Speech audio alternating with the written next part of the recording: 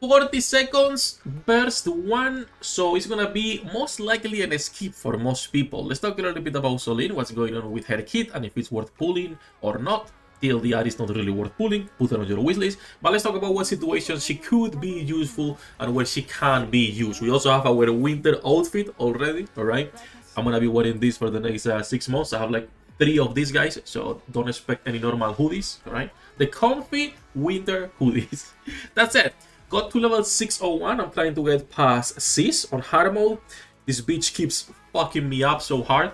I wish you would do that too as well on normal form, but that's not the point. The point, Soline kit, and if it's worth pulling or not. She's the B1 with 40-second and CDR though. That's like the only saving grace she has. Let's talk about this. Let me mute this for a second. And as usual, before we start, hello degenerates, welcome back to the Waifus. I'm Sefhi, your favorite gambling addict. And today's topic, Soline Pros ticket. I heavily dislike her and her design. It looks fucking awful. It looks just like Rey, out of place in this game. I'm gonna be 100%. Sefhi, you're a gunner. Yes, I'm a gunner. That's why I play this game. Give me big booties and mommies, not this shit. Alright? I'm just saying.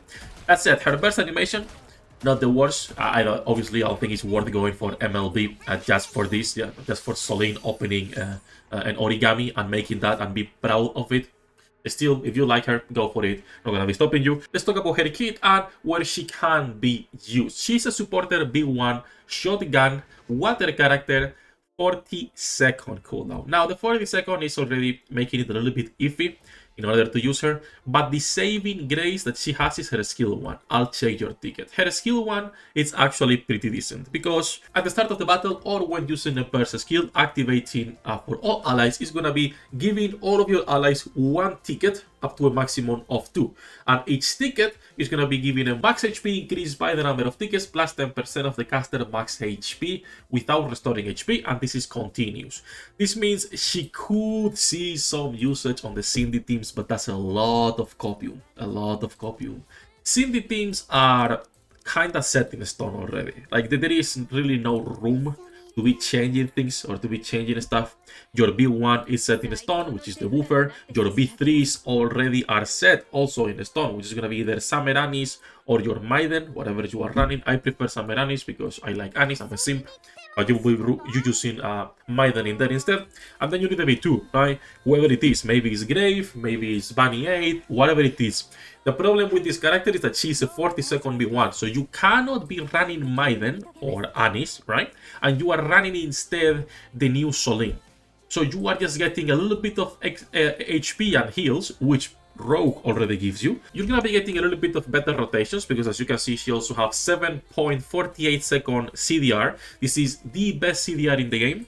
The only characters that have the same CDR are actually both Siren and Rappy B1s. Okay, so these 2 characters right here, they are the only 2 ones that have that CDR. Everyone else with cooldown reduction. If we come here, cooldown reduction, all of the other ones have a lower than 7.48 by a big margin, right? So that's like the only saving grace she has. That is an off-burst character you can use on any team, and she will be providing good rotations. The thing is that on this Cindy team, you would not have enough time to actually go and proc it, because your B1 is already giving CDR more max HP for Cindy and actual good buffs. You cannot remove her. You could be removing for someone else, kind of like an XD. And both Rogue and Bunny 8 need to be full charge shots, so you don't have good burst generation. It doesn't matter if you're getting 7.48 seconds if you cannot take advantage of it. Siren and Rappy are good because they're usually on your team 1 and team 2 that have really fast rotations, but this is her only saving grace. This is the only reason I can say, okay, if you get her, she can be used on solo raids, not so much on union raids, and not a single chance on neither campaign nor tower. Those are already set, and there are good teams for both, right? So that's like the only thing. Lastly, she also, when entering full burst, removes first train discount, and that's on a second skill. You'll see it on a second. But that's her skill 1. The CDR is good, the max HP is not bad. The problem is that it's only 2 tickets maximum at 40 seconds, so you have to wait until your next rotation, or burst with her early on to get this extra 10% XP based on the caster's max HP. So it's like a 50-50. I don't like it. I don't think it's awful, but in my opinion, it's going to be a character that might be either at the T2 or a T3, right? Characters that you barely use. And I'm being generous, by the way. I'm being generous. She might be even going further down. We'll see when we test her. That's her skill 1. Her skill 2 is I'll help you board the train. Activates when the HP of anyone in the squad is lower than 15%, and it only affects if the target has any tickets, and you can only have up to 2 tickets. It will remove a ticket, and it will recover 12% of caster's final max HP as HP. Also, at the start of the battle, for everyone, it's going to be giving a train discount for 6 seconds, which basically means you are not going to be consuming tickets when someone gets below the 15% ballpark. So this is great as a safeguard, right, on some stages, but again, it's kind of useless. If we're talking about hard mode, you are not going to be running her just because you are below 15%. On hard mode, when a character gets targeted, you are dead. You don't get just to 10% HP. That's it. Her skill 2, in my opinion, is the most useless part of her kit because it only works if you have tickets or on the first 6 seconds of the battle. It's not a great skill. It's just not a great skill. And her burst is the same. The only reason her burst is good is because it has synergies with the other skills, but I'll get you there safely. 40-second cooldown. The only thing this does is recover 32% of caster's final max HP as HP. Really simple, really bad, no offensive buffs, nothing else. It's just a pure heal skill. I said this on a tweet the other day that if she was a pure healer, she was gonna be a T5 character.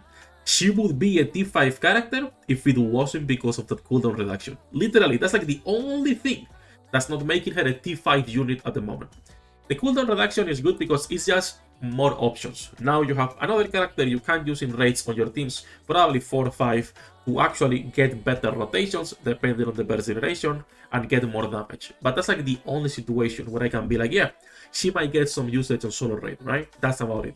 Anywhere else, she's a character that will really see no usage. I don't think it's worth ticketing. I don't think it's worth pulling for her. If you like her, obviously go for it, right?